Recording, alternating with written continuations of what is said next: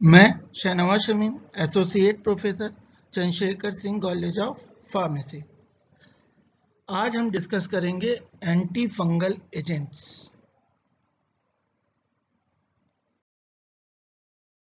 Fungal infection दो तरीके से होते हैं, एक सुपरफिशियल इन्फेक्शन और एक systemic infection. Superficial infection normally ringworm tinea के द्वारा होते हैं स्किन और म्यूकस मेम्ब्रेन पर, और इनका इंसिडेंस रेट हाई होता है, नॉर्मली होते हैं। सुपरफिशियल मतलब सरफेस पर होने वाला इन्फेक्शन होता है सुपरफिशियल इन्फेक्शन। ये मेनली रिंगवॉर्म के द्वारा होता है, टीनिया स्पेसीज के द्वारा। और दूसरा होता है सिस्टमिक इन्फेक्शन, जैसे कि नाम आप सुन रहे हैं सिस्टमिक यानी बॉडी के अंदर। तो ये मेनली स्पेसीज होते हैं कैंडिडा एल्बिकन्स। ये इसमें फर्टिलिटी रेट हाई होता है। अगर इस तरह के इन्फेक्शन होते हैं तो फर्टिलिटी रेट बहुत हाई होता है। बात आती है ड्रग्स। अब हम फंगल देखेंगे, फंगल कॉज कैसे होते हैं, तो फिर उसमें देखेंगे ड्रग कौन कौन सी यूज होती है। उसको हम क्लासिफाई करेंगे on the basis of structures and mechanism of action. तो पहली ड्रग है हमारी एंटी फंगल एंटीबायोटिक्स, पहली क्लास ड्रग की है। इसमें हमें ड्रग आती है ग्राइसोफ्लविन, एम्फोटेरेसिन बी, नास्टेटिन। इस तरह की ड्रग है। ये जनरली बेसिकली एम्फोटेरेसिन बी और नास्टेटिन पॉलीन्स मैक्रोलाइड्स के अंडर में आती हैं। पॉलीन्स मतलब बहुत सारे डबल बॉन्ड्स, और मैक्रोलाइड्स कम से कम एक लैक्टोन रिंग जो कंटेन करे वो। फिर दूसरी क्लास है एजोल्स। एजोल्स से आप समझ रहे होंगे nitrogen. Imidazoles 5 member ring, triazole 3 member rings. Imidazoles में हमें आएगा कीटोकोनाजोल, मीकोनाजोल। ये नॉर्मली आप मेडिसिन में सुनते भी होंगे कीटोकोनाजोल। एंड ट्राइजोल्स में आएगा फ्लूकोनाजोल, इट्राकोनाजोल। फिर थर्ड कैटेगरी है फ्लोरिनेटेड पिरिमिडीन्स। इसमें आती है ड्रग फ्लूसाइटोसिन। फिर फोर्थ कैटेगरी है चाइटिन सिंथेटेज इनहिबिटर्स। इसमें आएगा निकोमाइसिन जेड।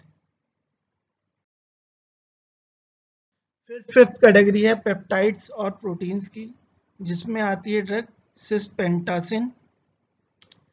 फिर सिक्स है मिसलेनियस, अलग अलग कैटेगरीज की ड्रग जो एक जगह रखी जाती हैं उनको मिसलेनियस भी कहते हैं। सिक्लोपायरॉक्स, टोलनाफेट, नेफ्टिफिन एंड टर्बिनाफिन।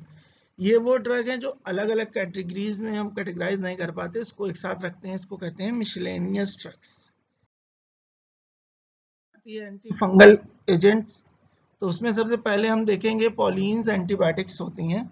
उसमें कैटेगरी में आती है एम्फोटेरेसिन बी और नास्टेटिन। एंटी फंगल एक्टिविटी इसकी कैसे होती है एम्फोटेरेसिन बी की? जनरली फंगल सेल में स्टेरॉल्स पाए जाते हैं, स्पेशली अर्गोस्टेरॉल पाए जाते हैं सेल मेम्ब्रेन के अंदर, फंगल सेल में, और उनका इंटरेक्शन होता है पॉलीन से। तो प्राइमरीली जो अर्गोस्टेरॉल होता है जो मेम्ब्रेन के अंदर प्रेजेंट होता है फंजाई के, वो इंटरेक्ट करता है पॉलीन से, और जिसके वजह से इंटरेक्शन में एक एग्रीगेट बनता है, और वहां पर एक पोर्स या चैनल उस सेल में बनता है, जिसके वजह से परमेबिलिटी उस फंगल सेल की बढ़ जाती है, इंक्रीज हो जाती है परमेबिलिटी, जिसकी वजह से लीकेज होता है वैरायटी ऑफ स्मॉल मॉलिक्यूल्स, जैसे कि intracellular potassium, magnesium, sugars, metabolites, ये सब लीक आउट होने लगते हैं, और जिसकी वजह से हो जाती है सेल डेथ। एनिमल सेल्स में क्या होता है, वो कोलेस्ट्रॉल कंटेन करते हैं इन कंपैरिजन टू अर्गोस्टेरॉल, और जो कि लेस ससेप्टेबल होते हैं पॉलीन एंटीबायोटिक्स के। अर्गोस्टेरॉल इंटरेक्ट करता है, इस वजह से सेल डेथ जो होती है वो इंटरेक्ट करती है मेम्ब्रेन स्टेरॉल से। मेम्ब्रेन स्टेरॉल किसका? फंजाई का, जो होता है अर्गोस्टेरॉल। और अर्गोस्टेरॉल से जब इंटरेक्ट करती है तो वहां एक हाइड्रोजन बॉन्डिंग फॉर्म होती है with the help of hydroxyl, carboxyl और अमीन ग्रुप से, और वहां पे एक एग्रीगेट फॉर्म होता है, जिसकी वजह से ट्रांसमेम्ब्रेन चैनल और पोर्स बनते हैं, जो परमानेंटली कुछ देर तक ओपन होते हैं, और इस हाइड्रोजन बॉन्डिंग की वजह से ये चैनल स्टेबलाइज होते हैं और साइटोप्लाज्मिक कंटेंट बाहर की तरफ एक्सक्रीट आउट होता है, जिसकी वजह से सेल डेथ हो जाती है।